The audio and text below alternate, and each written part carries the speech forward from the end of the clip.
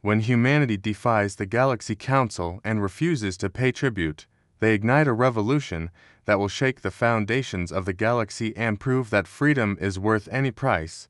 The great crystal spires of the Galaxy Council chambers stretched toward the artificial sky of Station Nexus, their surfaces reflecting the light of 1,000 star systems. For 3 millennia, these halls had witnessed the rise and fall of civilizations, the negotiation of trade routes spanning entire galactic arms, and the delicate balance of power that kept the galaxy from tearing itself apart. Today, however, would be different.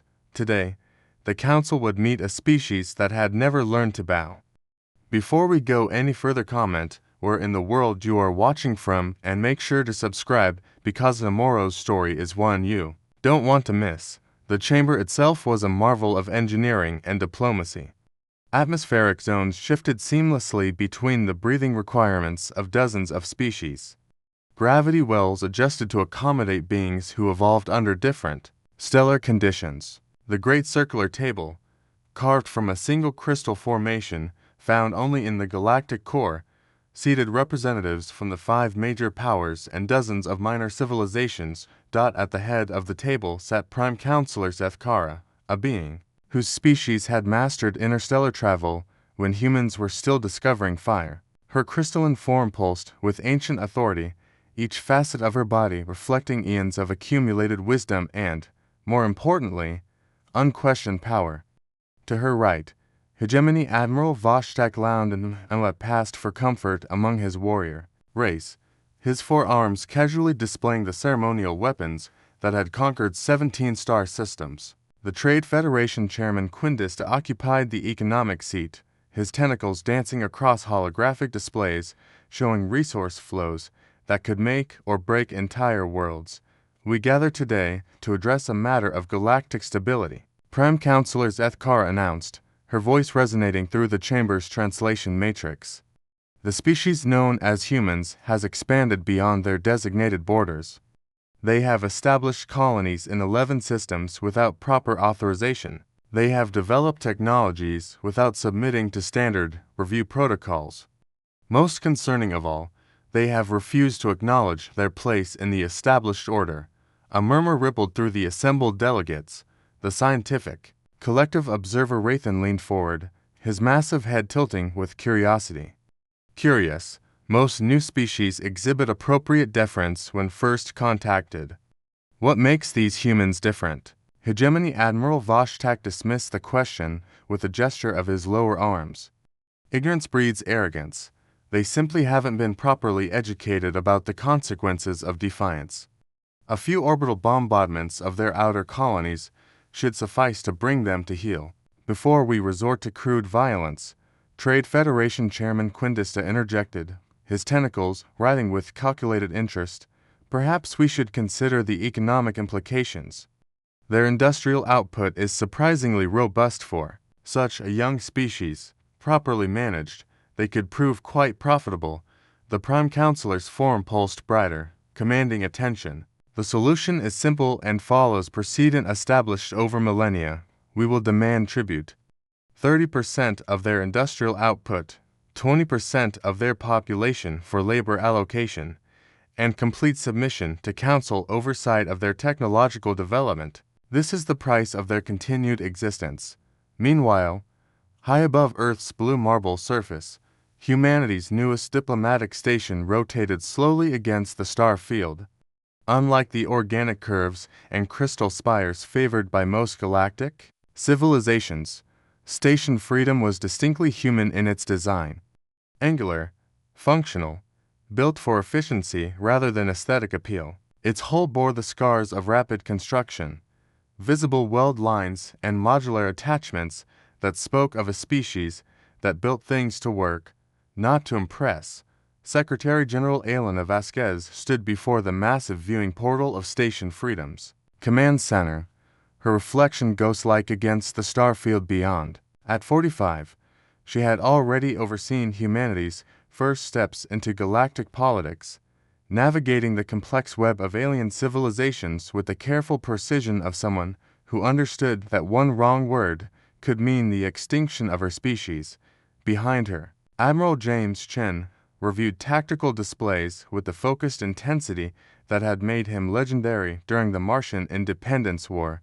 His cybernetic eye whirred softly as it processed incoming data streams, while Dr. Sarah Okafor, Earth's foremost xenobiologist and the architect of humanity's first contact protocols, absently braided and unbraided her hair as she worked through translation matrices. "Ma'am, we're receiving a priority transmission from the Galaxy Council," Communications Officer Martinez reported. "They're requesting immediate diplomatic response." "Requesting or demanding?" Secretary General Vasquez asked, turning from the window. Dr. Okafor looked up from her screens, her expression troubled. "Based on the linguistic patterns and transmission protocols, I'd say this falls somewhere between a royal summons and a court subpoena." "They're not asking." The main screen flickered to life, showing the imposing figure of Prime Counselor Ethkara. The translation matrix struggled for a moment before settling on a voice that managed to convey both ancient authority and barely contained irritation. "Humans of the Sol system, by decree of the Galaxy Council, you are summoned to answer for your unauthorized expansion and technological development. You will present yourself at Station Nexus within 10 standard cycles to discuss the terms of your integration into the galactic community." The transmission ended abruptly, leaving the command center in silence. Admiral Chen broke the quiet with dry humor. "Well, that was diplomatically subtle." Dr. Okafor's expression grew grave. "Elena, I've been analyzing their previous communications with other species. This isn't a negotiation. They're going to demand tribute, probably substantial. Population transfers, resource allocation, technology sharing, standard Imperial expansion protocol." Secretary General Vasquez was quiet for a long moment, her gaze returning to the stars beyond the viewport. When she finally spoke, her voice carried the weight of a decision that would reshape humanity's future. "Then I suppose it's time they learned that humans don't pay tribute." What the Galaxy Council failed to understand about humanity was that they were dealing with a species forged in conflict. Every advancement in human civilization had come through struggle, competition, and the refusal to accept limitation. They had clawed their way from the African savanna to the stars, not through submission, but through defiance of every force that sought to constrain them. The war room buried deep beneath the Swiss Alps had been designed during humanity's first paranoid decades of space exploration, when every asteroid could hide an invasion fleet and every radio signal might be a prelude to conquest. Now, as representatives from every major Earth nation and colonial government gathered around the massive holographic display, it seemed their paranoia had been justified. General Patricia Stone stood at the center of the room, her weathered face reflecting decades of military service that had taken her from the siege of New Geneva to the asteroid mining conflicts of the Belt. Around the table sat the leaders of Earth's fractured but resilient civilization. Chancellor Reiko Tanaka representing the Pacific Federation, President Alexander Petrov of the Eurasian Alliance, Prime Minister Amaro Konkwo of the African Union, and a dozen others who had spent their careers managing humanity's expansion into the cosmos. "Ladies and gentlemen, let me be clear about our situation," General Stone began, her voice carrying the authority of someone who had never lost a war. "The Galaxy Council represents approximately 47,000 star systems. Their combined military forces number in the hundreds of billions. Their technology is, in most areas, centuries ahead of our own. By any rational analysis, we should immediately submit to their demands." Chancellor Tanaka leaned forward, her expression carefully neutral. "But you're not recommending submission." General Stone's smile was fierce, predatory. "Hell no. I'm recommending we remind the galaxy why humans are the most dangerous species to ever leave their home planet." President Petrov shook his head, his diplomatic training warring with his admiration for the general's boldness. "General, I appreciate the sentiment, but bravado won't stop orbital bombardments. Actually, it might," Prime Minister Okonkwo interjected, her fingers dancing across her personal display. I've been reviewing the intelligence reports from our deep space monitoring stations. The Galaxy Council maintains order through demonstration of overwhelming force, but they've never actually had to use it on a large scale. Most species submit after the first show of strength. Dr. Okafor materialized as a hologram, transmitted from Station Freedom. Her analysis had consumed days of intensive research into Council historical records, trading patterns, and diplomatic protocols. I've completed my analysis of the Council's historical records. They're not warriors, they're administrators. They've built their empire on the assumption that rational beings will always choose survival over resistance. They've never encountered a species that considers death in battle preferable to life in chains. Secretary General Vasquez's hologram joined the conference, her image flickering slightly as the quantum encryption protocols struggled with the distance. Then we give them something they've never seen before. A species that refuses to be conquered. General Stone nodded approvingly. The plan is simple in concept, complex in execution. We're going to station Nexus. We're going to listen to their demands. And then we're going to tell them exactly what they can do with their tribute. And when they respond with force, Chancellor Tanaka asked, though her tone suggested she already knew the answer. Admiral Chen's image joined the holographic conference.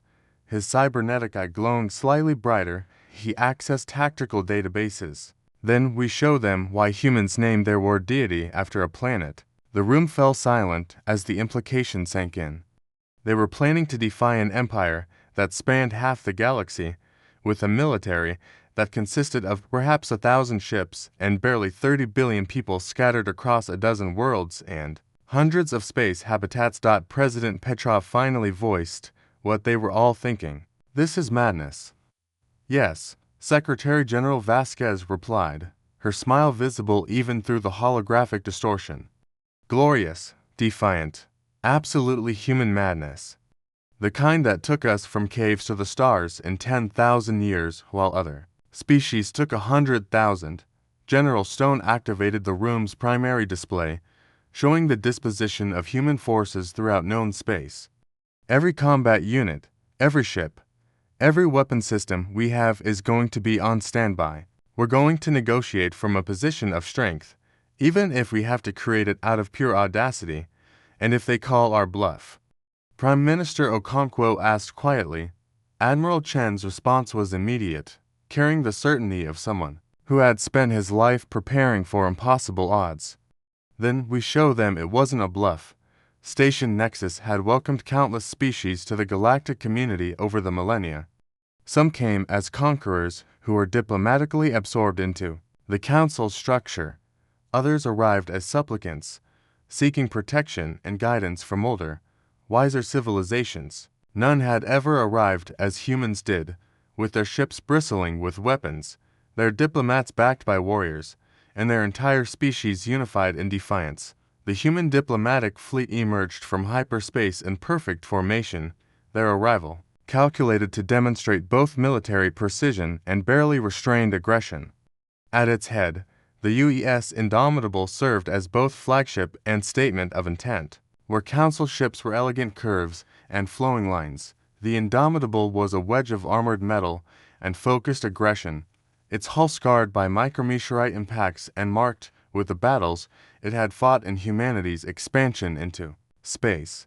Flanking it, a dozen frigates maintained escort formation while the converted carrier UES Yorktown deployed its squadrons of fighters in a defensive screen that managed to look both protective and threatening. Every human ship had its weapons powered, but not targeted, a careful balance between readiness and diplomacy that spoke to a species comfortable with violence but disciplined enough to control it. Secretary General Vasquez stood on the Indomitable's bridge, dressed not in the flowing robes favored by most galactic diplomats, but in the crisp uniform of Earth's United Nations Space Command. The uniform was a message in itself.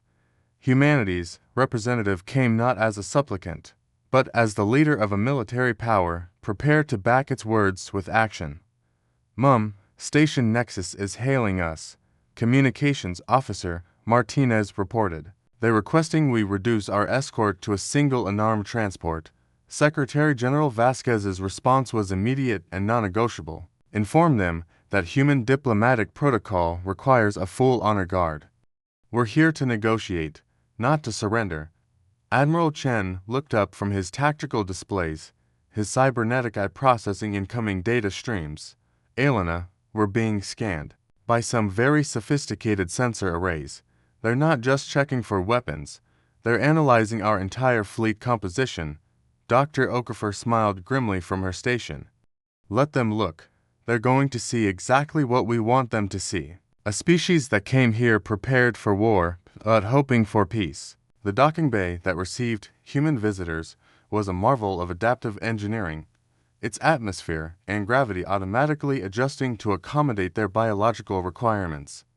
But as Secretary General Vasquez stepped off the shuttle, followed by her security detail and diplomatic staff, the assembled council representatives got their first close look at humanity. They saw beings who moved with predatory grace, whose eyes automatically cataloged exits and defensive positions, whose apparent calm masked a readiness for violence that most galactic species had evolved away from millennia ago. The humans were shorter than most council races, but they carried themselves with a confidence that suggested they had never met a problem they couldn't solve with sufficient application of force and ingenuity. Council Escort Commander Euthandra approached with carefully modulated diplomatic courtesy. Welcome to Station Nexus, humans. The Council awaits your presence in the primary chambers. Thank you for your hospitality, Commander. Secretary General Vasquez replied.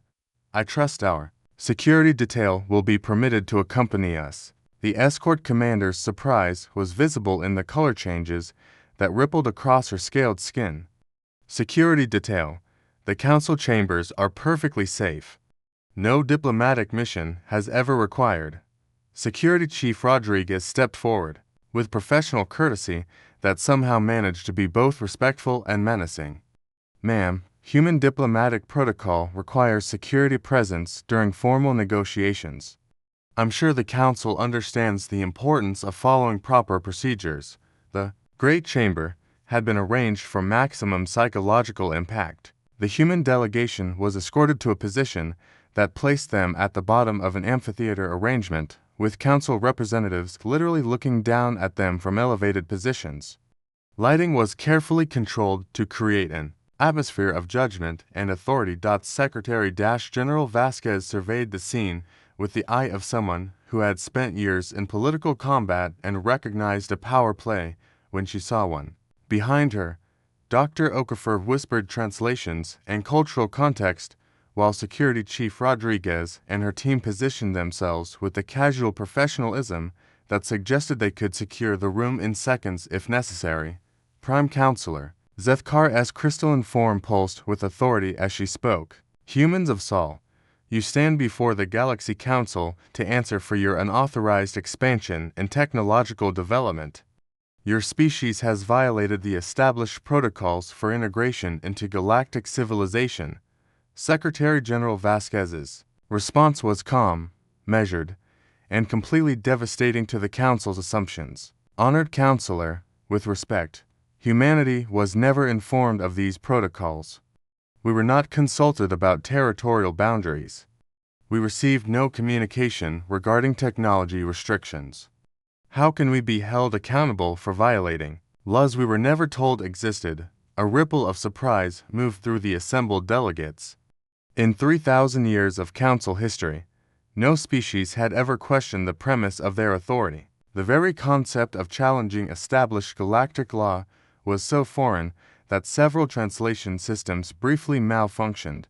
Hegemony Admiral Voshtak S. for Arms gestured dismissively, his warrior's pride clearly stung by the human's audacity. Ignorance of galactic law is no excuse for violation. Your species will submit to Council authority or face the consequences.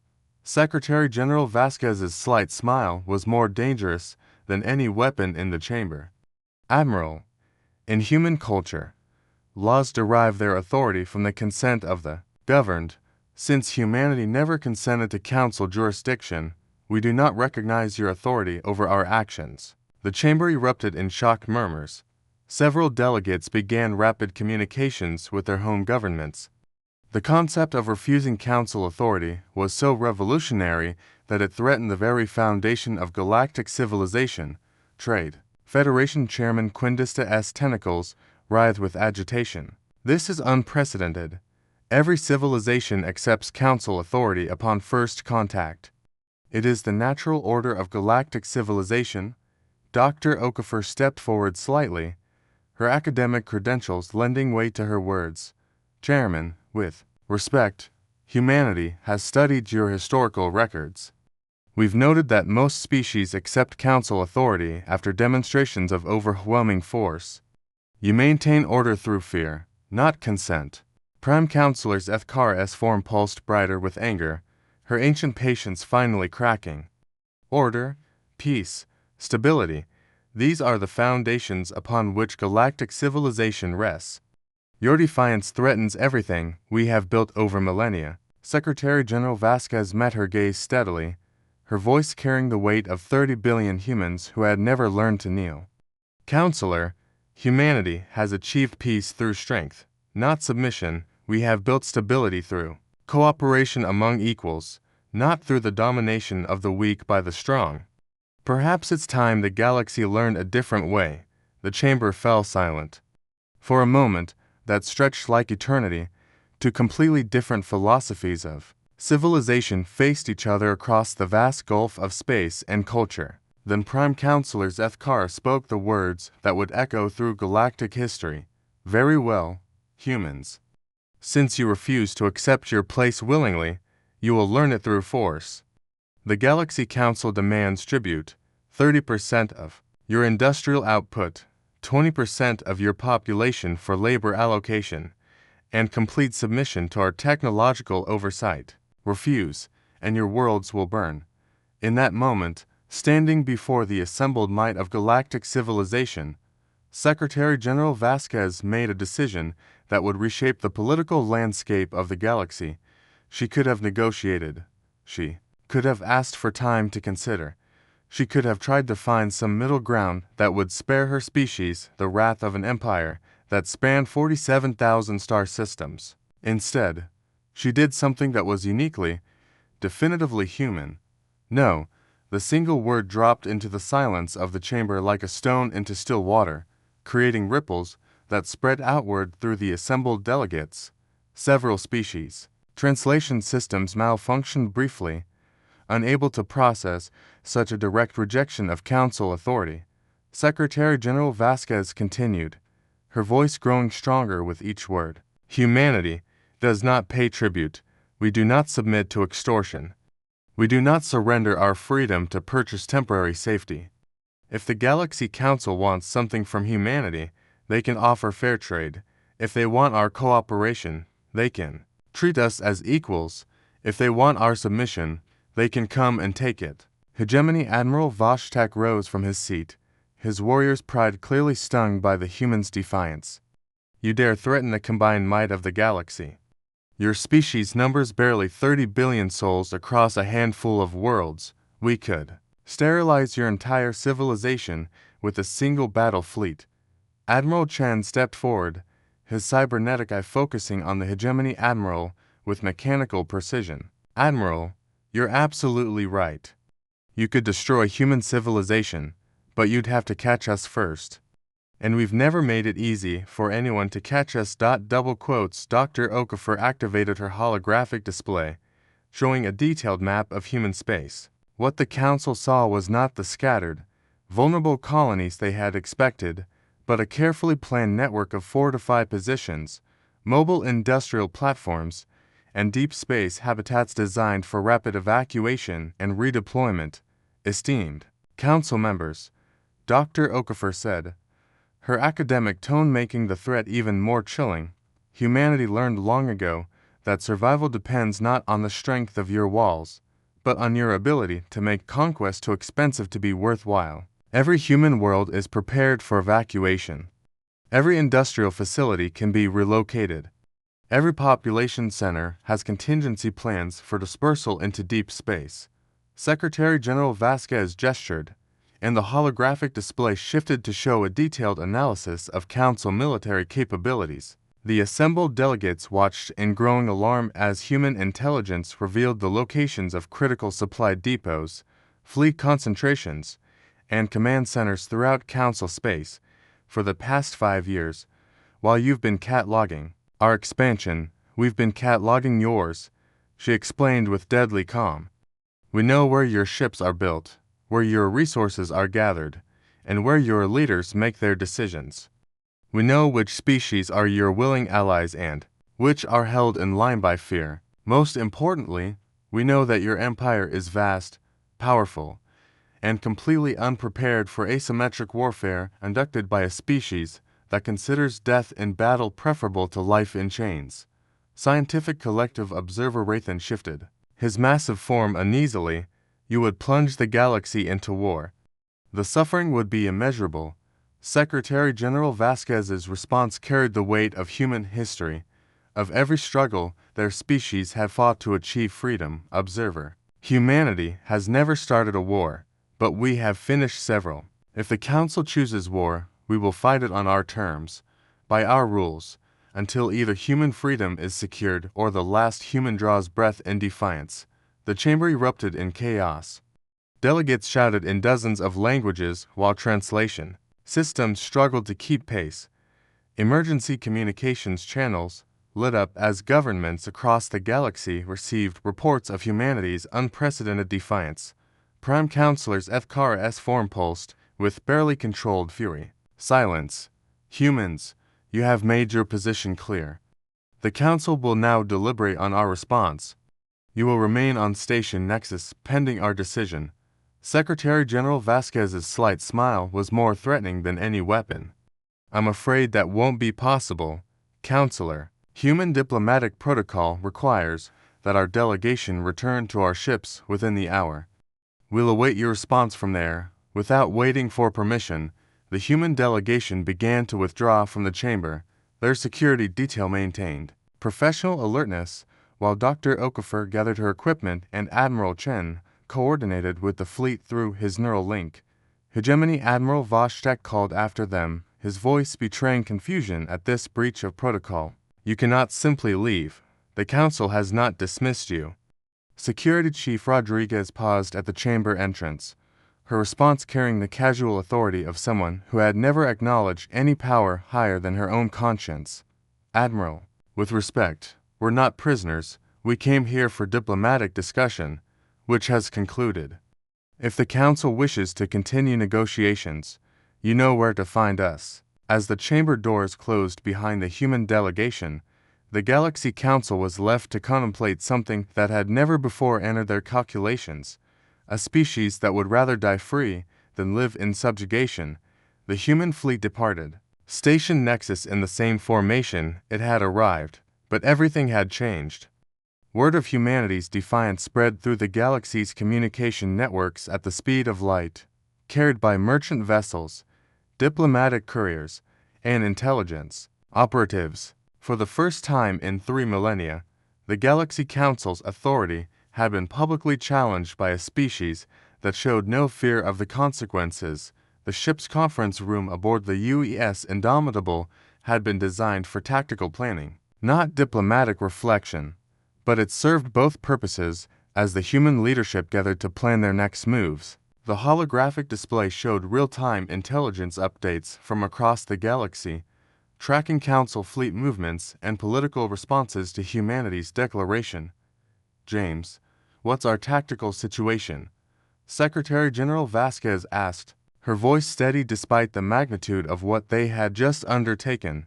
Admiral Chen's response was crisp, professional. Every human military asset is at maximum readiness.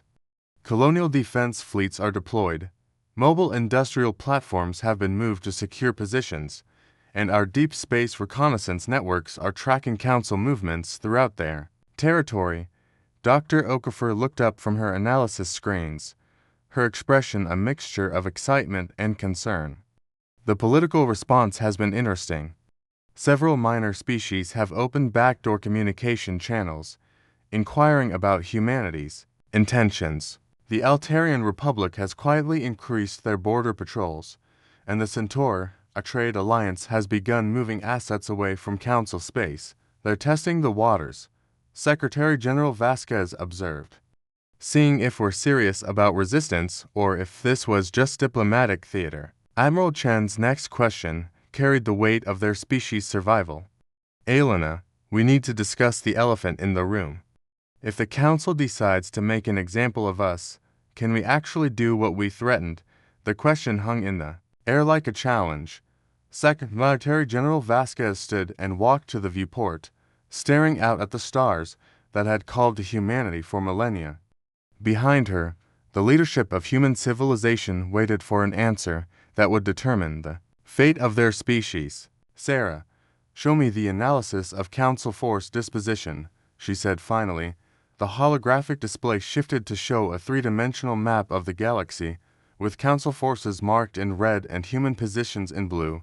The disparity was staggering: thousands of Council ships to every human vessel, billions of Council personnel to every human soldier.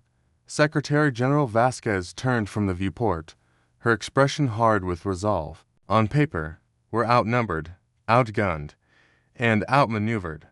Any conventional analysis would conclude that resistance is suicide.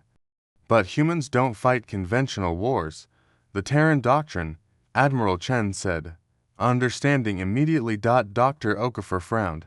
I'm not familiar with that term. Admiral Chen's explanation carried the certainty of someone who had spent his life preparing for impossible odds. Military philosophy developed during the colonial wars. When you can't match your enemy's strength, you don't fight their war, you make them fight yours. Hitandron tactics, asymmetric warfare, targeting infrastructure rather than military assets. More than that, Secretary General Vasquez added, her voice carrying the weight of decision, we're going to do something the Galaxy Council has never experienced in 3,000 years of dominance. We're going to make them afraid. The holographic display shifted again, showing a detailed breakdown of Council territory. Dr. Okafor had spent weeks analyzing the political, economic, and military structures that held the Galactic Empire together, identifying critical nodes and vulnerabilities. The Council's strength is also their weakness, she explained. They control 47,000 star systems, but that means they have 47,000 potential targets. Their empire depends on trade routes, communication networks, and resource flows that span the entire galaxy. Disrupt those, and the whole system begins to collapse. Admiral Chen nodded approvingly. Classic guerrilla warfare, scaled up to galactic proportions. We can't hold territory, but we can make holding territory too expensive for them to manage. But there's more to it than just military action. Secretary General Vasquez continued. We're fighting an idea as much as an empire, the idea that submission is inevitable, that resistance is futile. Every successful strike we make, every Council fleet we outmaneuver, every world we liberate sends a message to every oppressed species in the galaxy. The communication system chimed, indicating an incoming priority transmission. Admiral Chen accepted the signal, and General Stone's image appeared in the holographic display. Aona, we're receiving reports from across human space. Every colony, every habitat, every military installation is reporting full readiness. More importantly, we're getting volunteers, millions of them. People want to fight. Secretary General Vasquez felt a surge of pride in her species. This was what the Galaxy Council had never understood about humanity. They weren't just fighting for survival, they were fighting for the right to remain human. General, begin implementing Phase 1 of the Terran Doctrine. I want deep space reconnaissance teams positioned throughout Council territory. When they move against us, we need to know before their own admirals do. Already in motion, General Stone replied. Elena, there's something else. We're receiving communication requests from 17 different species, minor powers, mostly, but some significant ones. They want to know if we're serious about this resistance movement. The implications were staggering. If other species joined humanity's rebellion, The Galaxy Council would face something they had never encountered, a coordinated revolt spanning multiple star systems and civilizations. "Tell them we're serious," Secretary General Vasquez said. "Tell them that any species willing to fight for their freedom will find allies among humanity. And tell them that the age of galactic tyranny is ending." Dr. Okafor looked up from her screens, her expression troubled. "Elena, I'm reading massive fleet movements throughout Council space. They're mobilizing their entire military." Admiral Chen's cybernetic eye whirred as it processed incoming intelligence data. "Confirmed. We're looking at the largest military mobilization in galactic history. They're not just planning to punish us. They're planning to make an example that will terrify every species in the galaxy into permanent submission." Secretary General Vasquez returned to the viewport, watching. As the stars wheeled slowly past, somewhere out there, the combined might of galactic civilization was preparing to crush humanity. In any rational analysis, the outcome was predetermined. But humanity had never been particularly rational. "Then we'd better make sure the example they set is not the one they intended," she said quietly. "Signal the fleet. All ships are to return to human space immediately. It's time to show the galaxy what happens when you threaten a species that has never learned to surrender. The war that would reshape galactic civilization is about to begin." And for the first time in 3 millennia, the Galaxy Council was about to learn what it meant to face an enemy that considered freedom more valuable than life itself. 3 years later, the name humanity had become legend throughout the galaxy. The species that had stood alone against an empire spanning 47,000 star systems had not only survived, but had ignited a revolution that transformed galactic civilization forever. The Terran doctrine had proven devastatingly effective. Human strike teams, operating from hidden bases scattered throughout the galaxy, had crippled Council supply lines, liberated dozens of oppressed worlds, and demonstrated that the mighty Galaxy Council was not invincible. More importantly, they had inspired other species to rise up, creating a cascade of rebellion that no amount of military force could contain. The Galaxy Council still existed, but it was no longer an empire built on fear and tribute. It had become what humanity had always insisted it should be: a cooperative alliance of equals, working together for mutual benefit rather than the enrichment of the powerful at the expense of the weak. Secretary General Vasquez, now remembered as the woman who said no to galactic tyranny, stood once again before the great viewing portal of Station Freedom. But she was no longer alone. Representatives from hundreds of species stood with her, each one a testament to the power of courage in the face of overwhelming odds. The galaxy had learned a lesson that would echo through the ages: that freedom is not granted by the powerful, but seized by the brave. And that sometimes, all it takes to change the universe is one species willing to stand up and declare that some things are worth fighting for, no matter the cost. Humanity had not conquered the galaxy. They had done something far more dangerous and far more lasting. They had taught the galaxy to be free.